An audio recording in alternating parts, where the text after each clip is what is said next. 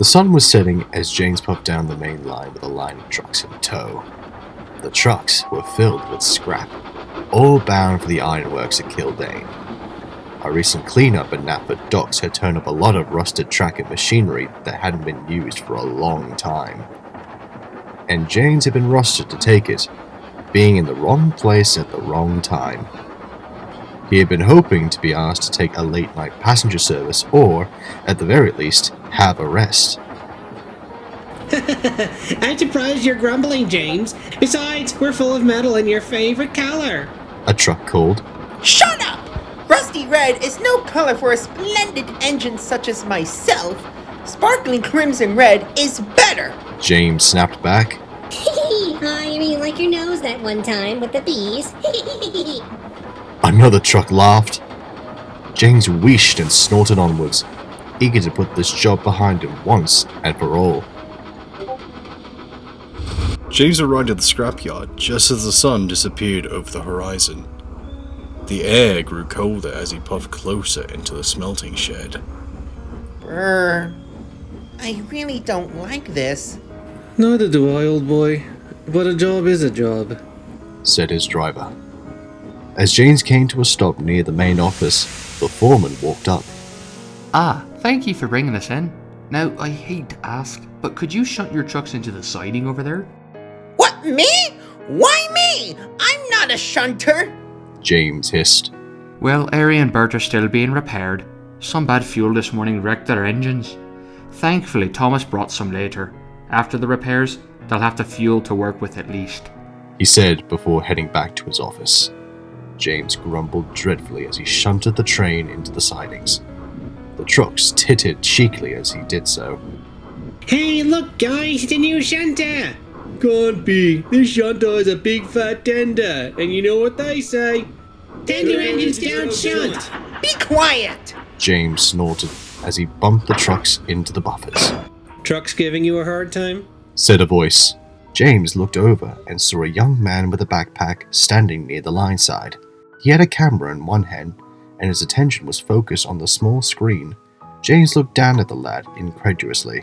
He was used to train spotters, but at this time of the evening, and in a scrapyard, he found it a bit odd, and he really wished he was pulling something more splendid than dirty trucks and dirty sidings. Yes? Now, pray tell, what are you doing here? This is private railway property, you know.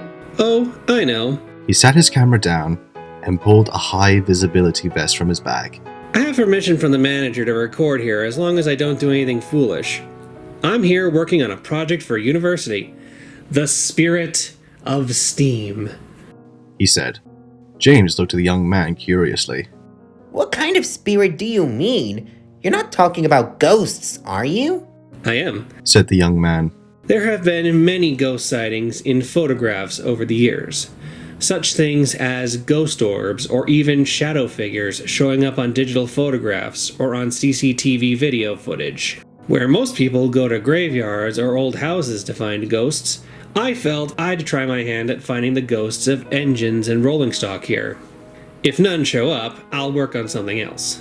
James rolled his eyes. The very idea of ghosts was absurd. Sure, he had thought he had at times seen spirits, but those had been turned out to be real things like Percy covered in ice or something else. Well, you better be careful. A scrapyard is nowhere to play around, even at night. James's driver explained. I know. That's why I asked the manager. He said as long as I don't climb on piles of scrap metal, keep my safety vest on, and follow the safety guidelines, I can film here while it's closed. The young man then picked up his camera and snapped a picture of James and his crew. One for the memories, he said, chuckling. Then he wandered off into the mist. Strange lad, James said. I think it's interesting. I hope he's not too disappointed if he finds nothing, said the driver. Soon James was uncoupled, and he began to puff out of the siding. Suddenly there was a clang, and his wheels left the rails. They bounced along the sleepers for a moment before his driver put on the brakes. Bust my buffers! What happened? James asked. His driver got down and inspected. Some scrap metal must have tumbled off the pile onto the rails. You hit it and off you went. Oh, brilliant! Now what are we going to do? The driver and fireman headed to the office to speak with the manager. They returned with bad news. The breakdown gang won't be here till tomorrow, James. You'll have to wait here for the night, I'm afraid. Oh, lovely! James hissed. I was looking forward to a rest in my nice warm shed! And with that, James's crew left and went home. The smelter still hummed with activity behind him, the graveyard shift working into the night. Eventually, James felt his eyelids drop down, and the red engine fell asleep. A sudden hiss suddenly roused James from his slumber. He opened his eyes and looked around. The fog had become thicker, so thick that he could hardly see anything. Even the shapes of the buildings and trucks were lost in the gloom. Suddenly another hiss echoed in the yards. Only this time, it was accompanied by the sound of groaning metal. Hello? Is someone there? James called out. No one replied. Only the sound of more hissing. And this time, puffing. Only the puffing sounded different each time. It sounded like 3 different engines, but each puff sounded like it was coming from everywhere at once. James felt a wave of nerves roll along his boiler. He felt surrounded all around, and what was worse, he didn't know who was surrounding him. Then he felt the ground shudder. Something big was coming. It had to be another engine, but in the fog, James couldn't be sure. The chopping and rumbling and screeching came closer and closer. Then, out of the corner of his eye, James saw a shape move in the fog past him. In the dim yard lights, it just looked like a dark shadow. The chopping was louder than ever, and the metal screeching sound, the sound of rusty wheels turning, sounded almost alive, like cries and moans. The shape moved past him, and then suddenly vanished. James gulped and closed his eyes tightly. It was just a dream. Just a dream. Just a dream. He comforted himself. Soon sleep closed in again, and James drifted off to a dreamless sleep.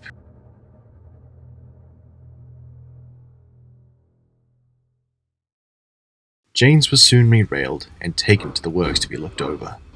After the inspection, the red engine was asked to take a passenger train when he got back to Natford. The run helped ease James's nerves, and he soon forgot about what he thought he had seen. A few days later, the young man came to see James and his crew at the sheds. He was there to show them the pictures he had taken. Check this one out first, he said as he passed them the photo he had taken of James and his crew. In the photo, they saw James and his crew with the smelter shed behind them. But next to James, with just a corner sticking out, was a faded-looking tender. It wasn't very clear, and it was a little transparent, like it had passed by the camera too quickly to be clearly captured. Now what's that? It looks like an engine tender. I was the only one there. James said, rolling his eyes. Your camera must be faulty or something. And that's not all. The young man continued. He had brought his camera to the crew. The display screen showed one of the sheds in the ironworks, one of the yard lights, and piles of twisted scrap. It was all barely visible through the thick fog, the young man quickly explained. I was messing with some of the settings and forgot I'd switched it from picture mode to film mode. I tried to take a still picture, but it wouldn't click like it usually would. So I took out my second camera and went to photograph something else. I was only away for a few moments before... well... watch. He hit play on the camera, and the film played. The picture shuddered as if the camera was sat down. The voice of the man bemoaning his apparent misfortune, followed by the sounds of footsteps scurrying away.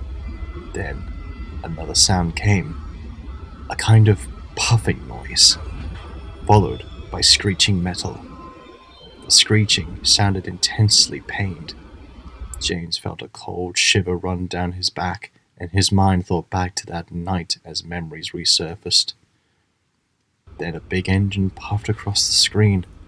It was covered in rust, and had holes in its boiler that showed the boiler tubes. It rolled with a soft puffing sound, which at times sounded like 3 different engines at once. As it puffed past, no fire could be seen in the smoke box. The only light seemed to come from the little red tail lamp on its tender. Slowly, the engine rolled away from the camera, into the darkness, its red tail lamp the only thing in sight. Then the light flickered off, like someone had just flipped a switch. I later came back and turned the camera off, but you saw it, right? The young man asked. Yes, we did, said the driver. Are you sure you didn't alter this video? James asked, his voice quivering. What? Why do you think I would do that? You university kids are too clever. That engine might be nothing more than a broken old model toy being pushed through a model railway set done with fancy editing. I'm serious. The student insisted. While I might be clever, I'm not this clever. Besides, didn't you see the engine? It didn't look anything like in any train spotter's book. What do you mean? James asked. Does it look like Gordon, only with too many wheels? Came a voice. The group turned to see Edward, looking over towards them. The old engine had been quietly building up steam while they had been talking. Yes, it did. I had to play the video back on my TV to see it better, but I did see more than 3 driving wheels on this engine, the student said. Edward looked down at his buffers and sighed. Oh dear. Seems they are still around, he said. They? Who are they? James asked, curious what Edward meant. Well, they, for lack of a better word, are known as the Killdane Experiment. A tragic tale that took place long ago, and one that no one at the smelters dare speak of. The group looked on as the old engine continued. The Killdane Experiment began in 1966. Following the second act of the Beeching Acts, many engines were withdrawn from service and scrapped before their time. Young engines sent to old sidings to rust away and be cut up. It happened so quickly, scrapyards on the other railway became filled to capacity. It was because of this that some trains of scrap came to Sodor for processing. This was before our line became a heritage railway. That summer, a young but eccentric engineer from Croven's Gate came to the scrapyard looking for work. Following this young man's employment, strange things began happening. Workers would sometimes come to begin cutting up a scrap engine, only to find that someone had already started, as many parts were missing. Soon it wasn't just parts, as a whole scrap engine vanished once. For a time, no one could explain what was happening. It seemed as if the engine ceased to exist. Even receipts recording their arrival at the scrapyard would vanish. Police would occasionally patrol the scrapyard by night to keep watch for any break-ins, but none were reported. We were soon to find out what became of those parts. It was during one night when I'd just arrived with a delivery of petrol for the generators. We were just shunting them into their siding when suddenly there was a scream from one of the nearby sheds. The front doors flew open, and out came the young engineer, badly burnt. Before anyone could ask him what had happened, something big puffed out of the sheds in a cloud of steam. It was a monstrous-looking scrap engine. It had no face, just a rusty smokebox door. Its boiler and cab were from an A1, mounted crudely atop a 9F's chassis, pulling a rusty old tender behind it. Steam hissed and smoke billowed from its funnel and from its cab, which seemed to glow bright yellow. The hissing was pained, and at times it sounded like 3 engines puffing at once. The monstrous creation slowly puffed its way down the siding before coming to a stop on the points, when its corroded suspension springs finally snapped. When the paramedics and the police arrived, they asked the engineer what he'd been doing. He said he was trying to create a new engine that could revitalize steam on the mainland. He'd gotten a hold of the engine parts from the ironworks. using the place as a parts shop where he could scrounge up all the spare parts he could ever want. During his days off, he would sneak into the yard and steal more engine parts to complete his project. He managed to steal the complete scrap engine using a heavy hauler lorry owned by his brother, Frederick Packard, father to Jenny Packard, in fact. To hide his work, as he knew that all this scrap would be very valuable, he stole and altered receipts from the office to make it seem like no scrap engines had ever been delivered or engines arrived with fewer parts. He'd been in the process of test firing his creation when the water glass burst, spraying scalding steam and water all over him. His goals were terrible and foolish, and for his trouble he would endure many painful surgeries that would end up costing him the use of one of his hands and a lifetime of horrible scars. I sat nearby so I could provide my testimony. During this time, the scrap engine made many terrible noises as it cooled down. Sometimes it was a murmur, other times it sounded like screams. The screams of 3 voices calling out for their end to come. The mess of engine parts was soon dragged away and cut up. But it seems that isn't the end, Edward said, pausing. The men and James stared in shock at the story so far, and while they didn't know what to say, they had a feeling they could tell what would be coming next. Edward then continued. Workers would say that they heard the sound of hissing and clanking around the yard during the night shift, like the sound of 3 engines puffing at once, but it wasn't just puffing sounds. Voices crying out for the end to return, that their rest had become disrupted.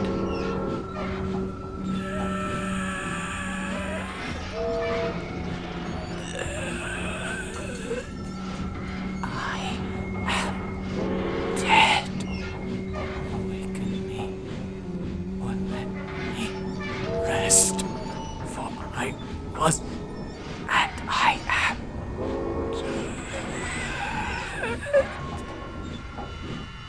The voices would cry.